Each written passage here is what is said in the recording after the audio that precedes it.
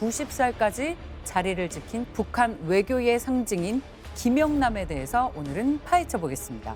해외에서는 김영남을 Mr. President이라고 부를 정도. 저는 김영남 당시 최고위원회 상임위원회 위원장을 여러 번 봤습니다. 한 15일 정도 외국 방문도 같이 했던 그 경험이 있습니다. 밥도 먹고 사우나 같이 갔던 사이. 북한의 실상을 마주봅니다. 페이스북.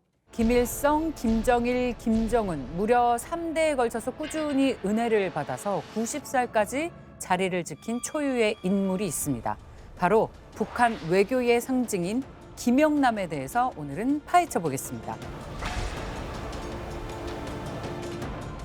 김정은 동지께서는 고 김영남 동지를 추모하여 전체 연결식 참가자들과 함께 묵상하셨습니다.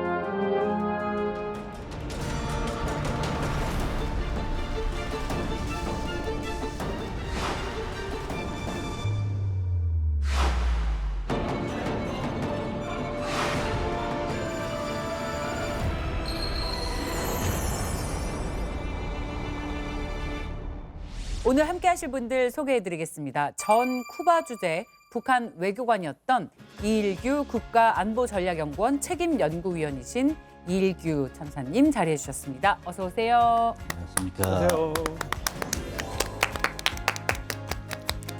네, 자 그리고 북한 이탈 주민 대표 엘리트 두 분과 함께합니다. 김형수 그리고 김금혁 씨입니다. 어서 오십시오.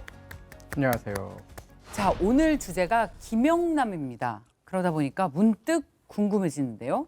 김영남을 직접 만나보셨을 수도 있을 것 같아요. 저는 김영남 당시 최고위원회 상임위원회 위원장을 여러 번 봤습니다. 같이 동행해서 이제 그 한 15일 정도 외국 방문도 같이 했던 그 경험이 있습니다. 우와. 15일이면 거의 친구죠. 아주. 보름이나 같이 계셨어요? 15일 조금 더 됐을걸요? 밥도 먹고 사우나 같이 갔던 사이. 사우나는 같이 못했어요. 근데 밥은 같이 먹었어요. 다른 분들은 혹시 김영남에 대해 어떤 이미지나 느낌 있으세요? 김영남은 사실은 북한에서는 누구나 다 아는 김정일 다음으로 아마 인지도가 북한 주민들한테 있지 않을까 싶은데 명실상부한 2인자였고요.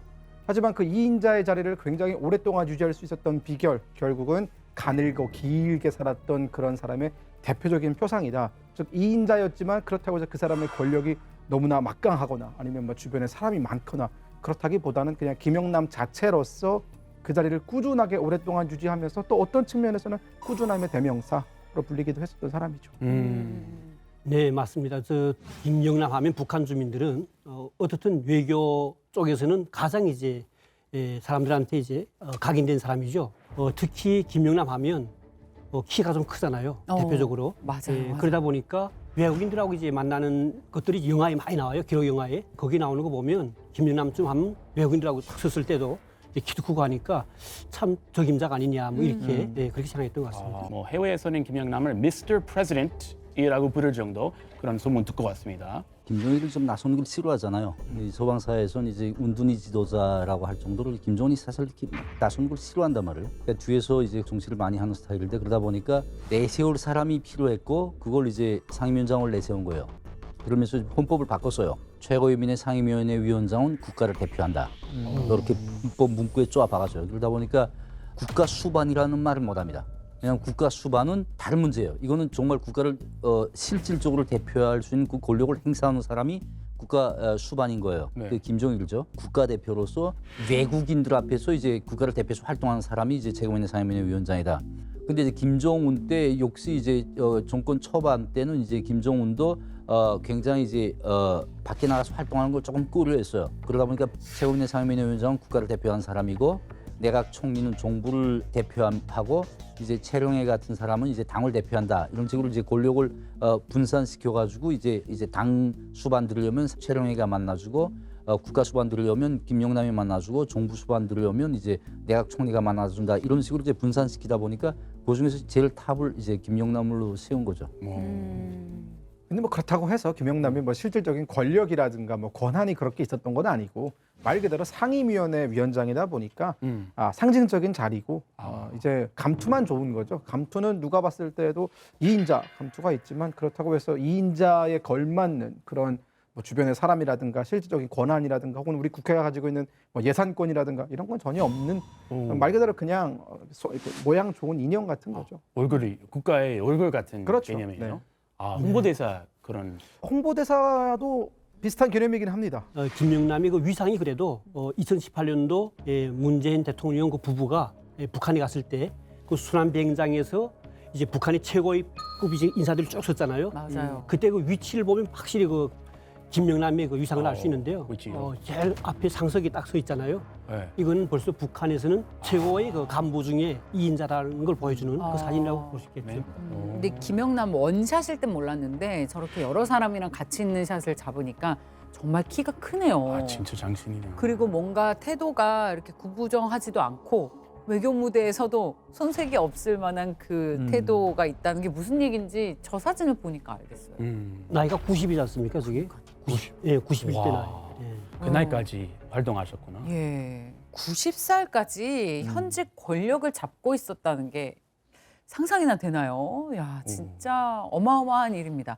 김영남은 도대체 어떤 배경에서 출발한 인물이길래 여기까지 오르게 된 건지 살펴보겠습니다.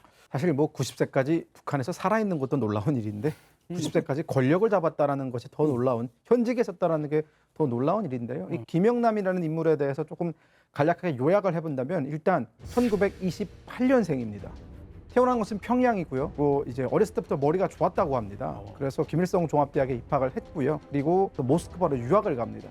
완전 엘리트 코스를 밟은 거죠. 유학파. 그렇죠. 유학을 갔다 와서는 이제 조선노동당 국제부에서 일종의 외교관으로서 일단 외교 업무에 종사를 하면서 공직 생활에 발을 들였습니다. 그때부터 지금까지 쭉 한 번도 좌천되거나 혁명화를 가거나 문제가 돼서 뭐 어떻게 처벌을 받거나 그런 거 없이 승승가도만 달려왔던 사람이 바로 김영남이다라고 볼 수 있습니다. 그렇게 엘리트 배경으로 엘리트 절차를만 밟아왔는데 승승장구 차근차근 한 거예요? 아니면 빵 하고 빅 이벤트로 터져서 이렇게 탑이 된 건가요? 김영남 하면 대체로 좀 충실한 좀 원칙주의자 이런 이미지가 굉장히 강하고 김일성 시대 때부터 이제 차근차근 한 계단 이제 김일성이 키운 사람이죠. 최고위급 엘리트 과정을 다 이제 거쳐서 이제 최고의 간부로 이제 반열을 입성해가지고 김일성, 김정일, 김정은까지 3대에 거쳐서 이제 정권에 충실했던 그런 충실하고 우직한 이제 원칙주의자라고 이제 말할 수 있겠습니다. 근데 정말 놀라운 건 북한에서 이렇게 오래 권력을 잡고 있었는데도 그래도 한 번씩은 좀 찍혀서 어디 갔다 오기도 하고 재교육을 받기도 하고 하잖아요. 근데 한 번도 그런 점이 없었다는 게 유일무이한 인물인 것 같아요, 북한에서. 예, 그래서 이제 김영남이 이제 말씀하신 것처럼 정말 북한 간부들 중에서는 보기 드물게 그 흔하다는 혁명화 한 번도 못 가보고 재교육도 한 번도 못 가본 못 가보고. 야, 너 가냐? 유일한 사람입니다. 그렇죠. 그 김영남이 그렇게 유일하게 안정적으로 또 안전하게 이제 상승 코스만 밟아 올 수 있게 된 데는 여러 가지 비결이 있어요. 네. 가장 대표적인 비결을 이제 김영남이 지니고 있는 수령에 대한 완벽한 충성심, 그야말로 기계적인 충성심이에요. 옛날에 김일성 때는 조금 이제 진실된 충성심을 가지고 있었지만은 이제 김정일 때 권한행군도 하고 김정은 시대 와서 이제 한국에 대한 환상도 많이 싹두고 하면서 이제 세뇌가 많이 빠지잖아요. 그렇죠. 그러다 보니까 이거는 진실된 충성심이라기보다는 이제 본인이 어떤 보다 나은 삶이라든가 가족이 미래라든가 이런 걸 위해서 이제 충성하는 척하는 사람들이 훨씬 더 많았어요. 근데 생존을 위해. 김용남은 내가 볼 땐 진짜 이 사람은 척이 아니라 오직 김일성, 김정일, 김정은밖에 모르는 사람, 또 다른 걸 생각하려고 하지 않는 사람, 또 다른 걸 보려고 하지 않는 사람, 완벽한 충성주의가 이제 결국은 그 사람이 안정적으로 오래 갈 수 있게 한 비결 중에 하나가 아니겠나 이렇게 생각해 봅니다. 그 대표적인 일화가 있는 게 김정은이 등장했을 때 이 사람은 1928년생이란 말이에요. 김일성의 나이가 1912년생이고 김정일이 1942년생입니다. 그러면 김정은한테는 김영남이 할아버지 뻘이란 말이에요. 근데 김정은이 등장했을 때 김영남이 어떻게 대처를 했느냐? 바로 폴도 90도 인사를 합니다. 손잡볼이고 사실은 북한 체제가 지금까지 있어온 그 배경에는 김영남이 쌓은 업적이 김정은보다는 몇십 배는 많죠. 지분이 이만큼이 더 있어요.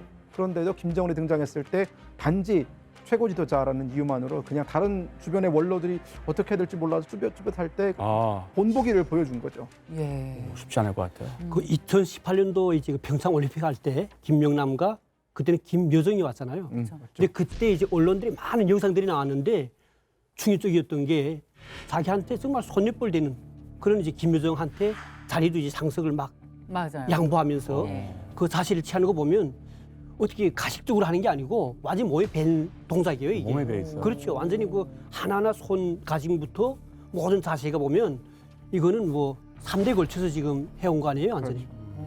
2018년이면 저 때가 나이가 너무 91살이죠. 만으로 90. 야, 근데 91살이. 그렇죠. 네. 28년생이니까. 그렇죠. 자, 그럼 김영남의 생존술, 이른바 처세술의 또 다른 비밀 파헤쳐 보겠습니다. 금혁 씨 뭔가요? 철저한 자기 관리죠. 우리가 지금 모두 영상을 통해서 확인하고 있듯이 아. 90세 나이에도 사실은 허리에 그 꼿꼿함이 저보다도 꼿꼿한 것 같아요. 저보다.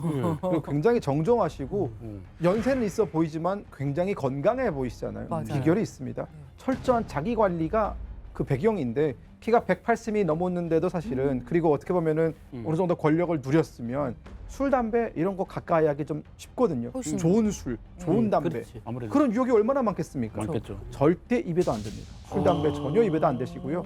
나이가 그렇게 들었음에도 불구하고 매일 아침마다 대동강변이라든가 모란봉 일대에서 조깅하는 걸 많은 평양 시민들이 목격을 해요. 운동까지. 그래요? 네, 평양 시민들한테 이렇게 인사해주면서 거의 거르지 않고 이렇게 매일 운동을 하는 그런 모습을 보면서 사람들한테 아 정말 그 혁명의 원로가 저렇게 열심히 사는구나 이런 모습들을 좀 많이 보여줬다고 합니다. 그래서 김용남의 상임위원장은 이제 식단 관리도 굉장히 엄격하게 했어요. 동행하면서 진짜 목구자구를 같이 했어요. 물론 한 방에서는 안 했지만은 식사는 같이 했어요.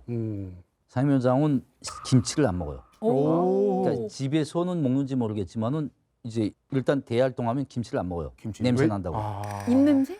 외국인들하고 상대할 때 이제 입에서 냄새가 난다고 해서 안 먹어요. 아, 안타깝네요. 근데 또 반면에 젓갈을 또 엄청 좋아해요. 낮엔 안 먹고 저녁 식사 때 저녁 식사는 없을 때. 굉장히 소식 밥을 조금 먹어요. 제일 좋아하는 음식이 뭐냐면 물에 이제 밥을 말아서 젓갈하고 같이 먹는 걸 굉장히 좋아해요. 티도 올그레이 티만 딱 마셔요. 오, 그래. 야. 올그레이 티만 딱 마셔요. 다른 티는 마시지도 않아요. 그리고 이제 밥 먹는 거, 이렇게 쩝쩝 소리 내는 걸 굉장히 싫어하고 아. 식탁에서 딸그닥거리는 걸 굉장히 싫어하고 그러다 보니까 저 사람이랑 같이 식탁에 앉으면 이게 체해요. 아, 불편하구나. 얼마나 불편한지 몰라요. 아, 눈치 봐야 돼요. 엄청 불편하고 이제 고기도 정말 조금 먹고 이렇게 막 많이 먹고 쩝쩝 소리 내면 그 자리에서 이제 지적을 해요. 뭐 어. 뭐라고? 그리고 그만하라고? 막 그 외교관이 막 그렇게 먹어서 되냐 막 이런 식으로. 아까 구미혁 씨 말씀하셨지만은 조깅 한다 그러잖아요. 저 상임위원장이 집이 어디냐면 소재골, 그 광복거리를 건너가는 그 옆에 이제 그 초대소 숙박들만 있는 데 그렇죠. 있어요. 예, 어딘지 그 소재골을 집이에요. 아. 근데 거기서 아침에 차를 타고 쭉 오다 보면 보통문을 돌아서 올라오면 상면이에요, 재범이네.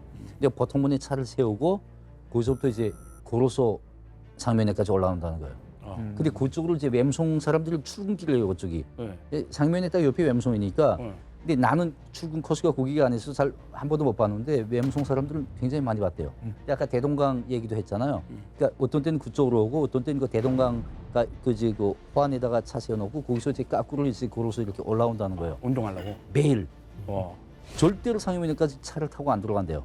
걸어서 간대요. 그만큼 이제 운동이라든가 이런 데 자기 몸 관리에 굉장히 철저한 분이라고 알고 있어요. 사실 저런 간부들한테는 계속 이제 술도 고급 술을 계속 선물로 줘요. 담배도 좋은 담배 주거든요. 근데 그것도 조금에도 불구하고 안 피우고 안 마시잖아요. 그거는 진짜 자제력, 자기 이런 관리 엄청 잘한다. 자제력이 대단하네요. 네, 그렇죠. 그 만수무강 연구소에서 이것저것 건기식 많이 개발하셨는데 그거 많이 먹여드렸나요? 그렇지. 저희가 연구하게 되면 모든 연구 제품들이 이제 올라가게 되면 김정일이가 그걸 가지고 이제 우선 시식도 하고 그다음 거기다 이제 뭐라 그러냐면 이것은 당중앙위원회 비서들한테도 정상 공급하시오 그래요. 근데 그때 이제 제가 했던 해소기란 같은 것도 그때 이제 김정일이가 당중앙위원회 비서들한테도 정상 공급하시오 했어요. 그러니까 실제 이렇게 자기 측근들한테는 우리가 연구한 것들도 계속 이제 공급됐거든요. 그러니까 이렇게 식생활 이런 것들은 정말 걱정 없이 아. 또 좋은 것들을 모을 수밖에 없었죠. 자, 이렇게 철저한 자기 관리 덕분에 90살까지 권력 또한 유지할 수 있었던 것 같습니다. 자, 그렇다면 김영남의 또 다른 생존술은 뭘지 궁금한데요. 김용남이 여러 가지 생존술 중에 하나는 이제 자기한테 부과된 고난을 쓰지 않는 겁니다. 고난 중에서 가장 큰 고난이 뭡니까? 인사권이에요. 그렇죠, 그렇죠. 네, 사람 임명하고 해임하고 하는 이 고난을 김용남은 안 썼어요. 그리고 이제 인사권 외에 이제 또 상을 주는 고난 그리고 처벌하는 고난 이걸 안 썼어요. 그러다 보니까 김용남 위원장은 옆에 주변에 친구가 없고 주변에 이제 세력이 없었어요. 근데 이 사람은 자기는 오직 김일성, 김정일, 김종만 있으면 된다 이런 신념으로 살다 보니까 자기 주변에 사람이 모이는 걸 싫어했고 고난을 안 쓰다 보니까 사람들이 모이지 않았어요. 이 사람은 체제에 있어서 위험한 인물이 아닌 거예요. 그렇죠. 그러다 보니까 이 사람은 정말 자연히 장기적으로 믿고 쓰는 일꾼이 돼버린 겁니다. 김씨 일가밖에 모른다. 네. 이 보통 힘 있는 간부들은 자식한테 권력을 대물림하잖아요. 네. 너무나 인간의 본성이기도 합니다. 김영남의 가족은 어땠어요? 대표적으로 김영남의 동생이죠. 김기남. 김기남 하면 우리가 이름 바로 김기남, 김영남 동생이요. 중앙당 비서까지 했던 권력 서열 거의 10위권 안에 들어있던 사람이 동생이었고 그리고 또 이제 김영남 그 위원장의 그 아들이라든가 이런 자녀들도 다 김일성 종합대학을 나오고 뭐 외무성이라든가 뭐 조선노동당 중앙위원회에서 이제 한 자리씩 하는 걸로 알려져 있습니다. 하지만 어떤 자리에 구체적으로 뭐 어떻게 갔다 이거는 알려진 바가 전혀 없거든요. 대표적으로 우리가 보면은 최령에는 뭐 최현의 아들이다, 뭐 누구는 누구의 아들이다, 뭐 이렇게 다 있잖아요. 근데 김영남의 아들들은 아버지 혹은 할아버지가 김영남이기 때문에 내가 이 자리에 왔다 이런 소문이 잘 안 났거든요. 그만큼 자식들한테도 혹은 그 자식의 자식들한테도 원칙 이런 것들을 좀 강조했을 가능성이 매우 높죠. 예외가 없군요. 저희 대학 때 말이에요. 그때 이제 어떤 일이 있었냐면 김영남의 아들이 그 학급 친구들하고 같이 그때 평양에 가면 창강거리 이제 운수정 거리가 있어요. 거기서 큰 패싸움을 했대요. 그러니까 사회 사람들하고 그 문제 때문에 그때 대학에서는 상추행위 한다고 막 그랬거든요. 근데 그때 이제 소문난 게 김영남이가 김정일한테 자처해가지고 혁명을 나가겠다 자기가 막 그렇게까지 했대요. 그러니까 오히려 김정일이가 거기서 용서를 해주고 결국 아들까지도 용서돼가지고 나온 거로. 그때 우리 시시한 게 뭐냐면 야, 큰 간부니까 저렇게 되지 우리 같으면 아마 대학 퇴학됐을 것이다 이렇게 말했거든요. 근데 그런 일들이 지금도 기억납니다. 의원님, 김영남의 아들 혹시 외무성에 직접 본 적 있어요? 김용남 위원장이 이제 자식이 제가 알고 있기는 사남매예요. 그러니까 아들 3형제, 딸 하나 있어요. 사실 김용남이 북한식으로 표현하면 자식 농사는 잘 못했다고 그래요. 그래요. 근데 이제 막내 아들이 김동호라고 외무성이 있었어요. 근데 그 친구는 정말 반짝반짝하고 똑똑했어요. 이제 북한 외무성이 이제 국제기구 다무 업무를 보는데요. 유엔이랑 그런 데 업무를 보는데 이제 국제기구에서 근무를 했고 네. 베이징 주재 중국 대사관 이제 삼국 담당 참사로 있었어요. 그러다 보니까 이제 저랑 굉장히 친분이 많아요. 굉장히 동호 형님은 반짝반짝하고 놀기 좋아하고 정말 그 똑똑해요. 그리고 놀기 좋아하는 사람 똑똑하지 않은 건 못 그렇죠. 봤어. 굉장히 똑똑하고 저도 이제 쿠바에서 근무하면서 이제 중국에 자주 왔거든요. 근데 오면 무조건 동호 형님이랑 같이 이제 뭐 이제 고립 구경도 가고 사우나도 가고 진짜 사우나 같이 했어요. 사우나까지. 동호 형님하고는 사우나 같이 하는 사이였어요. 등도 밀어주고. 뭐라고? 등도 밀어주고. 와.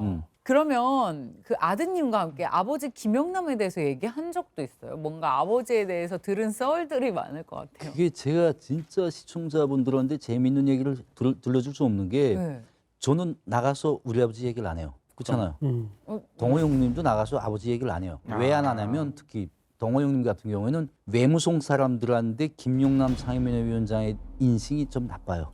나빠요. 아까 말씀드렸지만 전임 외무상까지 했는데도 라인이 좀 나빠요. 없으니까. 그러니까 맨날 그 정말 원칙주의자하고 조금만 뭘 잘못하면 용서라는 게 없어요.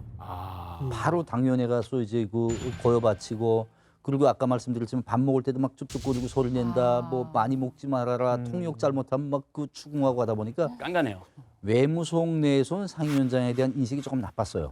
그러다 보니까 동호 형님 자체도 아버지와 나는 별개다. 근데 동호 형님은 또 상임위원장이랑 완전히 다른 스타일이에요. 굉장히 잘 놀기 잘하고 사람들하고 잘 휩쓸리고 이해력도 많고 그러다 보니까 동호 형님한테 아버지 얘기를 될수록 안 하는 게 예의를 지키는 그러다 보니까 아버지 얘기를 잘 안 했어요.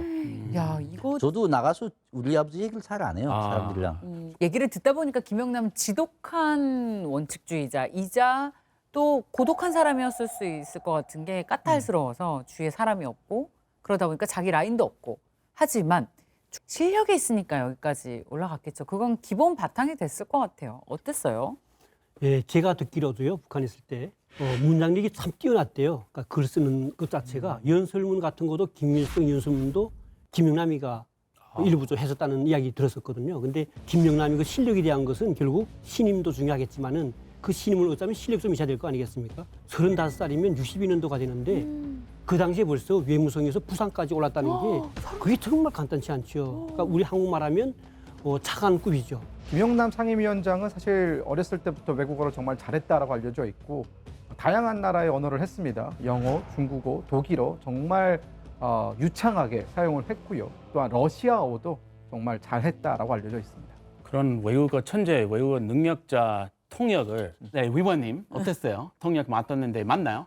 제가 이제 김영남 최고위원회 상임위원회 위원장을 제일 처음 본 게 2011년이에요. 당시 이제 쿠바 대사가 이제 호세 마누엘 갈레고 몬타노라는 사람이 쿠바 대사를 했는데 이분이 이제 소환되고 가면서 상임위원장이 의뢰 방문, 작별 방문을 받아줬습니다. 작별 방문을 받아줬는데 이제 그때 내가 통역으로 이제 들어간 거예요. 저는 사실 통역 위치는 아니었어요. 김영남을 통역하던 여자가 있었어요. 그 여자가 다른 사람 통역을 하다가 이제 김영남 위원장이 통역 잘못한다고 이제 추궁을 해서 다시 들어오지 마라 해서 들어갈 사람이 없어진 거예요. 잘렸구나. 그래서 제가 들어가서 이제 상임위원장 통역을 했는데 상임위원장 통역이 굉장히 힘들어요. 근데 앉아서 상임위원장이 쭉 얘기하면서 굉장히 말 천천히 하잖아요. 네. 천천히 하는데 상임위원장이 얘기하는 걸 가만 듣다 보면 형용사를 많이 써요. 형용사. 그러니까 이제 뭐 실례를 들면 뭐 일본 놈들은 굉장히 교활하고 간특하고 깜찍하고 뭐 어쩌고 저쩌고 형용사를 한 5개 내지 6개 쓴다는 거예요. 길게. 근데 외국어를 뒤집으면 다 비슷비슷한 얘기거든요. 퉁치면 되죠. 퉁치면 돼요. 그러니까 통역이 퉁쳐버리는 거예요. 근데 상임위원장이 그 퉁치지 못하게 하느라고 이제 손을 밑에다 엮고 형용사를 이제 통역이 몇 개 하는지 앉아서 센대요. 와. 그러다가 나는 분명 5개 썼는데 통역이 2개 내지 3개를 퉁쳐버리면 끝나고 얘기한다는 거예요. 아유. 왜 그 형용사 뺐냐? 내가 한마디 하는 게 다 내 말 같으냐? 다 장군님께서 우도하시는 걸 내가 전달하는 건데 네가 장군님 우도를 가운데서 잘라 먹었다고 막 정치적으로 프레임을 팍 씌워버리니까 통역하기가 굉장히 어려워요. 이제 그렇게 혼나고 나면 사람들이 두려워서 통역을 하기 좀 어려워한다는 거예요. 힘이 빠지니까. 그러면은 처벌받아요? 그래서 이제 대체로 이제 김정은 통역 잘못하면 북한식으로 표현하면 삼수갑산 간다고 그러잖아요. 좌천돼서 산골 가는데 상임위원장 통역 잘못하면 다시 상임위원회에 들어가지 못해요. 기억력이 코끼리처럼 기억력이 좋아. 그러니까 딱 자기가 이제 비호했던 사람은 딱 기억해요. 지키는구나. 네, 그렇게 하고 이제 이 사람 정말 이제 정치 사상적으로 먼저 프레임을 탁 씌워버려요. 장군님 의도대로 이제 사업 안 한다. 기술 실무적으로 통역 자격이 잘 없다. 이런 식으로 해서 조직부에다가 쏴버려요. 일부러 쏴버리면 조직부에서는 이제 김정은이 어떤 비판을 받으면 삼수갑산 보내지만 상임위원장 그 비판 받으면 해당 당연에다 통보해요. 통보해서 이 사람 상임위원회 들보내지 마라. 하면 상임위원장한테 한번 찍히면 못 들어가요. 근데 이제 안 들어가서 씌어나다 하는 사람도 있지만은 대신 전문적인 통역하는 사람들은 한 1개월에서 3개월 사이 엄중성 여부에 따라서 1개월에서 3개월 사이 통역 자격정지 당해요. 정지, 임시 정지. 네, 자격정지 당하다 보니까 그게 또 이제 처벌이면 또 처벌이죠. 야, 형용사 5개를 4개만 얘기했다고 자격 정지까지 당한다고요? 상임위원회 위원장이 형용사 쓰는 거는 유명해요. 이제 맴송 사람들은 그래서 이제 알만한 사람 다 알아요. 그러니까 이제 싫어하는구나. 혹시 이게 딱 그 형용사 아니라도 그 형용사 5개면 5개 쓰면 5개 무조건 맞춰야 상임위원장이 이제 형용사 5개 다 썼구나. 이렇게 깐깐한 분이에요. 그러면 그분 통역을 그렇게 깐깐하신 분의 그러네. 통역을 참사님이 하신 거네요. 그래서 제가 아까도 말씀드렸지만은 저는 뭐 이제 무서울 게 없었어요. 나는 통역 자격정지 받을 일도 없었으니까 뭐 받으면 좋죠. 나는 내 전문이 통역직이 아니었으니까. 그래서 이제 진짜 이 사람이 너무 그렇게 막 깐깐하게 하니까 공부를 해요. 자기가 또 이제 만들어준 발언 참고 자료 가지고 공부를 해가지고 그다음에 들어가서 이제 통역을 합니다. 그래서 이제 2011년에 쿠바 대사가 이제 소환되는 거 이제 작별 방문 제가 상임위원회에 들어갔어요. 들어가서 저도 좀 사실 좀 떨었어요.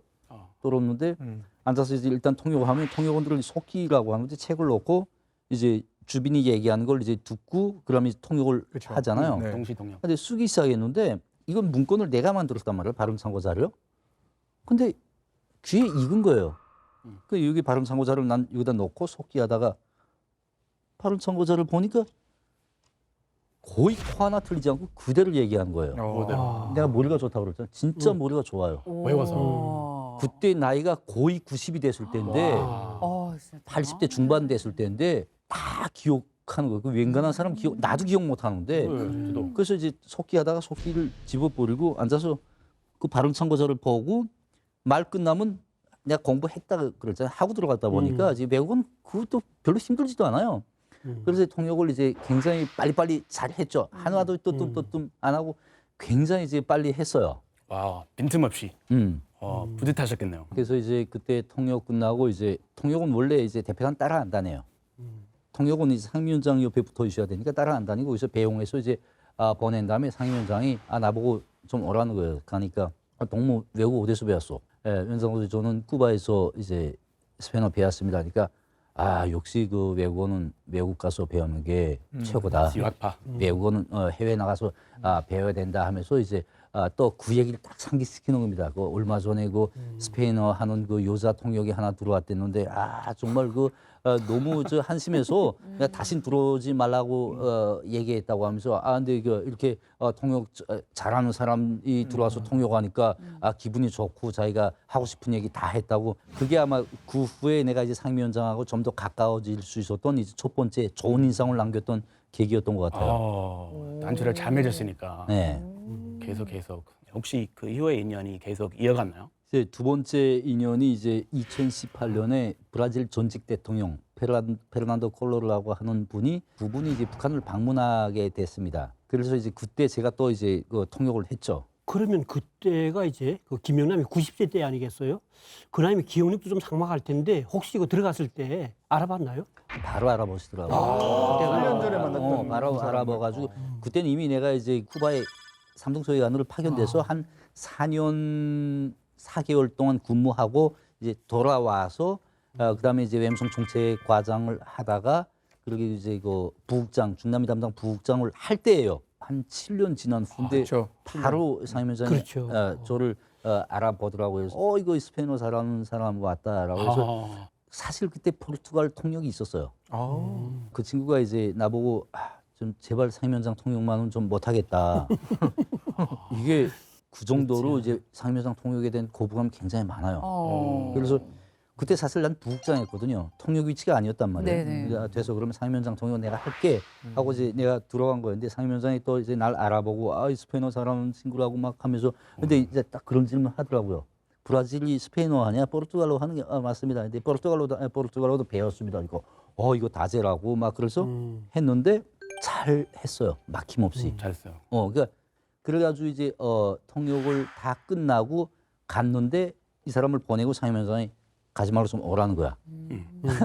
왜 그래? 또 칭찬하려고 그러는가 했는데 가더니 이제 부관보고 가져오라고 그러던 인삼티 그거를 이제 한 통을 주더라고요. 선물. 상임위원장 그 아들 동호형님하고 내가 가까웠다 그랬잖아요. 막내 아들이죠. 막내 아들하고 네. 동호형님한테 형 저 아버지한테서 선물 받았다 보니까 우리 아버지가 이때까지 통역 들어왔던 사람 선물 주었던 역사가 없다 그러더라고요. 그래서 그때 내가 두 번째로 상임위원장 통역을 하고 상임위원장 완벽하게 눈도장을 박았죠. 와, 능력이 되니까 찾는 사람 많을 운이 것 같아요. 좋았어요. 그렇죠. 네. 그러니까 그때 그 기억했다는 거는 기억력보다도 오히려 우리 위원님께서 그 전에도 잘했고 그날도 잘했으니까 아마 그러니까요. 알아봤다는 소리예요. 그러니까요. 그 김영남은 통역 하나에도 완벽을 기했던 지독한 실무자였네요. 얘기를 들어보니까. 그럼 이런 실무 능력이 외교 무대에서는 어떻게 발휘가 됐을지 궁금합니다. 북한 외교의 얼굴입니다. 김영남의 핵심 외교 활동을 북클립에서 짚어봤습니다. 북한 3대 정권 동안 외교의 축을 맡은 김영남. 국제적으로 고립된 북한이기에 김영남의 역할은 막중했습니다. 김영남은 외무성 부상에 이어 당 중앙비서국 국제담당 비서로 임명된 후 김일성 체제 전 기간을 외교수장으로서 활동합니다. 특히 서방의 사회당, 공산당 대표단과의 회합을 통해 북한의 대서방 창구 역할을 담당했는데요.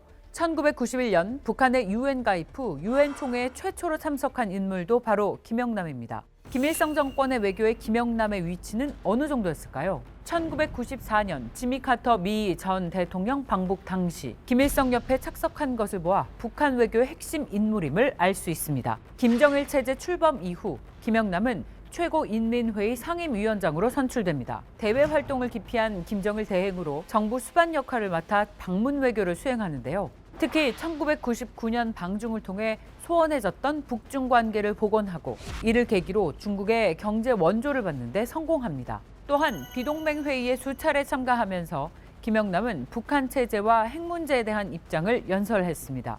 선군 정치는 우리가 미국의 항시적인 침략 위협에 직면해 있는 조건에서 군대를 기둥으로 하여 나라도 지키고 경제 건설도 추진시켜 나갈 수 있게 하는 가장 위력한 정치 방식입니다. 동시에 쿠바, 남아공, 이집트와 같은 제3세계 국가와의 관계 구축에도 집중합니다. 이러한 김영남의 외교 행보는 김정은 체제에도 계속됩니다. 젊은 김정은을 대신해 북한 대표로 순방하거나 방북한 정상급 인사를 영접하는 등 정상 외교를 도맡았는데요. 2014년 러시아 푸틴 대통령과 직접 면담한 것을 예시로 들 수 있습니다. 나라의 경제 장성과 체육 발전에 수동을 하게 되는 중요한 계기로 되기를 바란다는 것을 말씀드립니다. 그 결과 러시아의 대북 식량 지원을 합의하면서 김정은의 신임을 얻습니다. 90세의 나이에도 은퇴 없이 2018년 한 해에만 100여 차례 공식 활동에 나섰는데요. 그해 가장 주목받은 건 평창 동계올림픽의 고위급 대표단 단장으로 방문한 것이었습니다. 이때 삼지연 관현악단 서울 공연 관람 중 눈물을 흘린 모습이 포착되기도 했습니다. 김일성, 김정일, 김정은 3대 정권 동안 북한 외교 일선에 선 김영남. 그는 60년간 외교통으로 활동한 북한을 대표하는 유일한 인물입니다. 김영남의 외교 활동 중에 기억나는 그런 에피소드 있나요? 김영남은 북한 외교에서 이제 축이었던 시기가 언제냐면 김일성 때만 축이었어요. 김영남은 김일성 집권 때 이제 북한 외교의 중심이 사회주의권 나라들과의 외교, 그리고 이제 다른 한 축은 비동맹 국가, 북한식으로 표현하면 블록 불가담 운동 외교라고 합니다. 북한에서 김영남은 블록 위원장이라고 할 정도로 비동맹 국가들과의 외교에 굉장히 많은 일생 죽을 때까지 블록 외교했어요. 아프리카 방문하고 동남아시아 방문하고 중남미 방문하고 이 비동맹 회원국들이 있는 나라들만 이제 집중적으로 방문을 했습니다. 김정일 이후부터는 실제 북한 외교는 이제 비동맹권 외교에서 탈피해서 4대강 외교, 미국, 중국, 러시아, 일본 이 4대강 외교에 주력을 했단 말이에요. 네. 이 4대강 외교에는 김영남이 이제 삐치지를 못했어요. 네, 북한이 보게 되면 1990년대 그 전후로 해가지고 국제사회가 거의 이제 사회주권 국가들도 지금 자본주의로 복귀되는 그 시점이 되었고, 중요한 거는 이제 우리 서울 올림픽 할 때 있잖아요. 88년도. 그때 저희 북한 언론 보게 되면 블록불가담에 대한 걸 많이 이야기했어요. 네. 그때 김영남이도 그때는 전 세계 다니면서 서울 올림픽을 방해하기 위한 그런 공작이 이제 활동을 했을 거예요. 네, 그 당시에 우간다의 무세베니 대통령 그 만나가지고 직접 IOC, 한국, 기업적으로 이제 공동 개최가 무산됐다 뭐 이런 식으로 해서 보이콧하자고 막 이렇게 해가지고 88 올림픽 네, 보이콧. 그때는 김일성 자체도 그 서울 올림픽을 절대 막아야 된다고 했었거든요. 그러니까 그 충동 차원에서 김영남이 엄청 그게 이제 활동을 많이 한 걸로 알고 있습니다. 그 당시 CIA 기밀 문서를 보면 북한이 올림픽이 한국이 아닌 다른 나라에서 개최되도록 7년이나 계속 활동했어요. 방해되게. 사실 이제 북한이 아까 말씀하신 대로 이제 88 올림픽 방해를 위해서 이제 몇 년 전부터 굉장히 많은 노력을 많이 했어요. 1986년 3월 달에 이제 피델 카스트로가 처음으로 이제 북한을 방문했습니다. 원래 2박 3일 방문하는 걸 계획을 하고 왔다가 이제 김일성이랑 이제 얘기를 하면서 그게 너무 심취돼 가지고 하루 연장해서 3박 4일을 방문했어요. 늘리네요. 그때 이제 김일성이 굉장히 많은 걸 쿠바에 보여줬고 또 쿠바에 많은 약속을 해줬어요. 후원, 군사적인 후원, 경제적 후원, 기술적인 후원. 그러면서 이제 김일성이 부탁했던 몇 안 되는 부탁 중에 하나가 이제 올림픽 불참을 부탁을 했댔습니다. 불참을. 네. 그 후에 이제 최고민의 상임위원장 김용남이 이제 올림픽 방해 대표단으로 이제 몇 개 나라를 돌면서 쿠바도 방문했었어요. 그때 이제 피델 카스트로가 그랬다는 거예요. 나는 김일성 동지한테 약속했듯이 절대로 이제 서울 올림픽 안 간다. 우리한테는 몇 개의 금메달보다 혁명적 원칙과 동시에 우리가 더 중요하다. 이렇게 얘기를 했던 일화가 그대로 남아 있어요. 그래서 이제 쿠바가 안 참가했어요.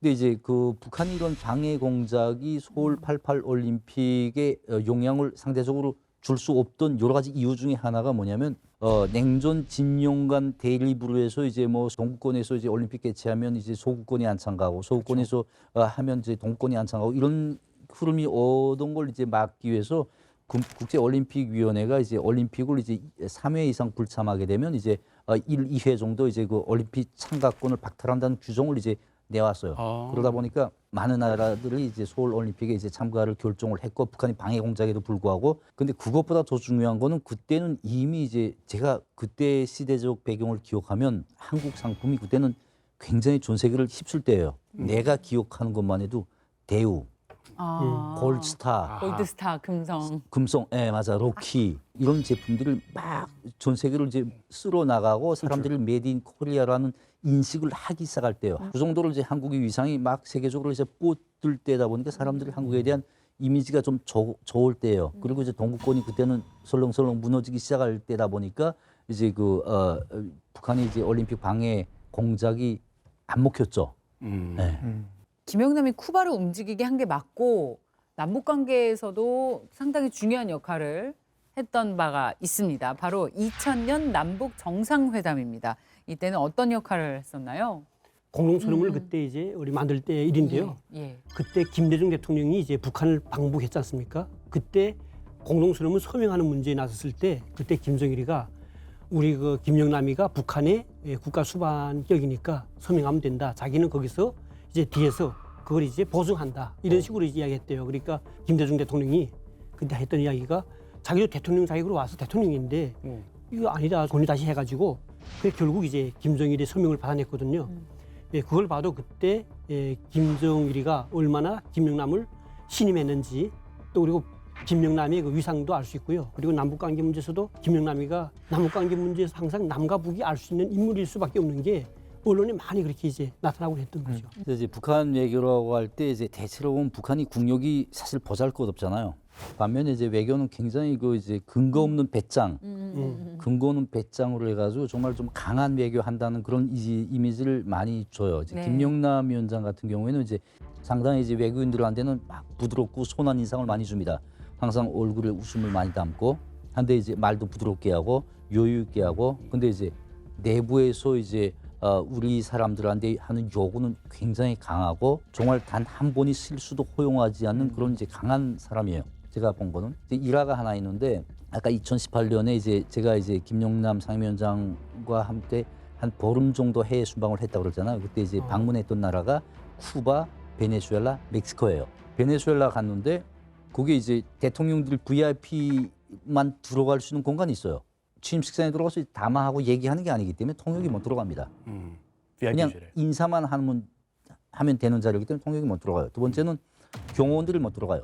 그래서 이제 조율을 했죠. 이 상임위원장이 나이가 90이다.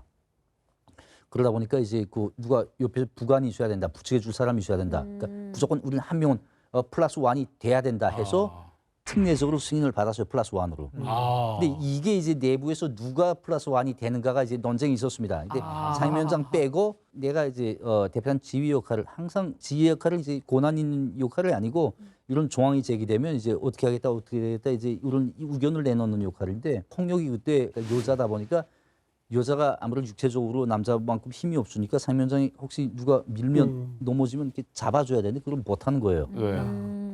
그러면 경호원이 들어가야 되는데 경호원 어학을 몰라요. 그러니까 아예 필요 없는 거예요. 그래서 그러면 내가 들어가자. 난 남자고 이제 스페인어 되니까 또 상임위원장이 날 좋아하니까 들어가도 되겠다. volunteer 했어요?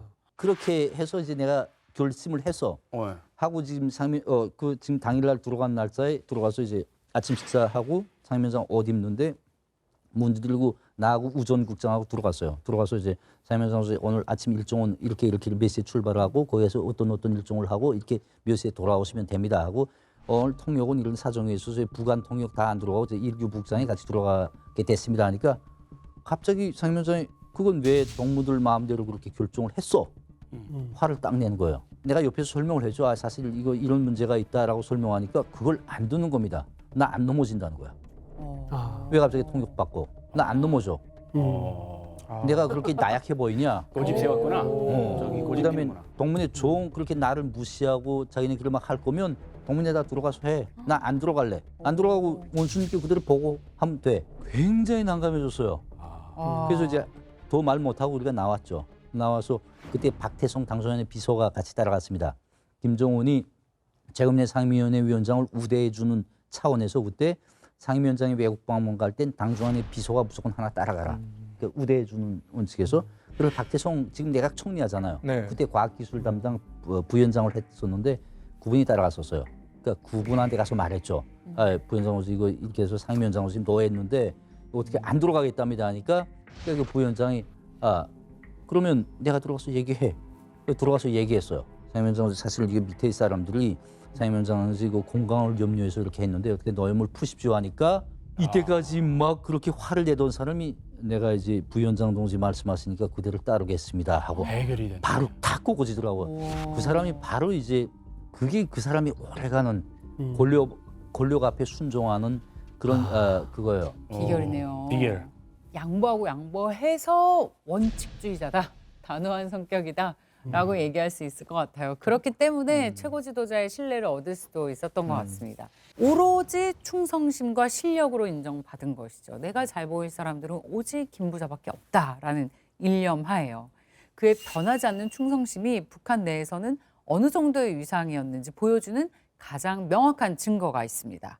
그래서 조사진은 이제 김종일 이제 추도사를 잃는 이제 그 상임위원장 모습입니다. 그래서 이제 김용남은 이제 아까 얘기가 됐지만 이제 권력이나 우선 소열에서 김씨 일가 다음가는 이제 제일 탑 소열을 있었습니다. 그러다 보니까 이제 김일성이나 김종일과 연관된 모든 행사는 바로 이제 김용남이 이제 그 중앙보고대라든가 이런 추모 행사는 다 그 사람이 읽게 돼 있어요. 다른 거는 다른 사람들이 읽을 수 있지만 이제 김일성이나 김정일과 관련되는 건 다 김용남이 이제 읽게끔 돼 있었습니다. 그러니까 이 정도로 이제 그 사람이 이제 정권에 이제 충실했고 또 이제 정권도 그 사람에 대한 대우를 이 정도로 이제 높이 해줬다는 이제 단적인 이제 그 사진이라고 볼 수 있습니다. 추도사 읽던 그 김영남이 작년에 갑자기 세상 떠나서 다들 깜짝 놀랐어요. 김정은도 직접 왔었잖아요. 북한의 국립묘지라고 불리는 신미리에 있는 애국열사릉 그리고 이제 김정은이 직접 김영남의 유해를 열사릉 입구에서 맞이하면서 어떻게 보면은 김정은 입장에서는 보여줄 수 있는 최고의 예우를 다해서 혁명의 뭐 1세대 혹은 원로라고 불리는 사람에 대해서 이제 깍듯하게 대우를 해준 거죠. 그럼 지금 상임위원장은 누구예요? 사진에서 보셨듯이 이제 그때 당시는 이제 그 김용남 저 사람이 이제 최근에 상임위원회 위원장이었고 네. 옆에 있는 분이 이제 옆에. 그 최룡해 그때 당시 당주위원회 일부위원장 조직비서격이었어요. 최룡해. 그러니까 그 사람이 지금 이제 김용남을 이어서 권력 소열 2위, 그러니까 우전 소열 2위로서 지금 상임위원회 위원장을 하고 있습니다. 지금까지 북한 외교의 핵심 인물은 김영남. 그럼 김영남이 사망한 뒤에는 누가 핵심 인물일까요? 이제 김용남이 실지 외교 일선에서 물러난 거는 이제 그 최고위원회 상임위원회 위원장으로 간 이후부터 그때부터 북한이 4대강 외교에 이제 집중을 하면서 강석주의 뒤를 이어서 김계관의 뒤를 이어서 지금 현재 최선희 이런 순서로 이제 왔습니다. 결국은 이 세 명 다 이제 어떤 분야를 전문으로 하고 있는 사람들인지 주목해 볼 필요가 있어요. 강석주도 미국 통이고 김계관도 미국 통이고 역시 최선희도 미국 통입니다. 결국은 뭐냐면 북한 외교가 가장 중시하는 것은 역시 미국이라는 뜻이죠. 그러니까 앞으로 이제 최선희를 축으로 하는 대미 외교가 이제 북한 외교에서 굉장히 이제 중추적인 역할, 이제 최우선적인 관심을 이제 mod는 그런 역할이 되지 않겠냐 그렇게 생각합니다. 북한에서 입지적인 인물이었기 때문에 사망 소식 듣고 다들 그냥 그랬구나라고 넘어가진 않았을 것 같아요. 특히 의원님 어떠셨어요? 저는 이제 상임위원장 사망 소식 듣고 조금 충격을 받았었어요. 아, 그래요? 그 진짜 내하고 연이 있던 사람이 이제 사망을 했는데 그런 충격이 배경엔 또 어떤 의미도 있었냐면 정말 저 사람 아까 내가 말한 것처럼 김씨 일가의 맹목적, 무조건적, 절대적으로 충성한 사람 아닙니까? 그러니까 저 사람이 정말 한 생을 김씨 일가 외에는 다른 것을 바라보지 않았던 사람, 정말 충성심 하나 가지고 살았던 사람인데 저 사람도 역시 인간으로서 이제 생명이 끝이 있었구나. 저 사람이 저 세상에 가서 정말 마음껏 말할 수 있는 그런 나라에 가서 정말 객관적으로 생각해 봤을 때 3대 김씨 일가를 섬기면서 본인이 진솔하게 어떤 생각을 가질까 이런 생각도 약간 해봤던 것 같아요. 근데 어쨌든 이제 정리하면 저는 조금 충격적으로 받아들였어요. 좀 안쓰럽더라고요. 같이 시간도 많이 지내셨으니까. 삼국지 좋아하세요? 삼국지? 만화 봤어요. 삼국지 보면은 많은 영웅 호골이 있고 막 천하를 휘어잡았던 뭐 조조 이런 난세 영웅들이 있잖아요. 제갈량. 근데 그 중에서 누가 가장 오래 살아남았느냐? 가후라는 사람이 있어요. 가후라는 사람이 있는데 그 사람은 최고위급 재상입니다. 근데 이 최고위급 재상을 언제 때부터 언제까지 했느냐? 심지어 동탁이 난을 일으켰던 그 후한 말부터 시작을 해서 조조도 죽고 유비도 죽고 나중에 손곤도 죽고 사마이도 죽고 사마이의 아들의 손자 사마염이 다시 진나라를 건국할 때까지도 재상의 자리를 지냈습니다. 와, 오래. 그러니까 그 수많은 나라가 생겼다가 없어지고 영웅이 죽었다가 사라지는 그 시대에도 이 사람은 끝까지 재상으로서의 그 지위를 유지하고 살았거든요. 역사책에 그렇게 남겼어요. 가후 같은 인생이다 이렇게. 저는 김영남을 보면서 나중에 지금은 우리가 김영남이 죽은 지 얼마 안 됐으니까 근데 좀 시간이 지나고 나면 김영남에 대한 평가를 내릴 땐 그 조선의 가후 같은 인물이었다. 정말 길게도 오랫동안 권력을 유지하면서 한 번도 어떻게 보면은 나락으로 빠지지 않았던 것은 그만큼의 처세술이라든가 우리가 보기에는 이런 꼬장꼬장한 모습, 원칙적인 모습 이게 다 뭐 충성심으로 표현이 되지만 결국 그것도 그 사람의 처세술이 아닐까라는 생각이 좀 들었습니다. 김영남은 3대 최고 지도자를 보좌하면서 북한의 외교를 지휘해온 살아있는 역사였습니다. 그 북한 외교의 별이 진 지금 북한의 대외 전략이 어떻게 달라질지 주목해야겠습니다. 북한의 실상을 마주보는 시간 페이스북은 여기까지입니다. 다음 주 새로운 이야기로 돌아오겠습니다. 고맙습니다.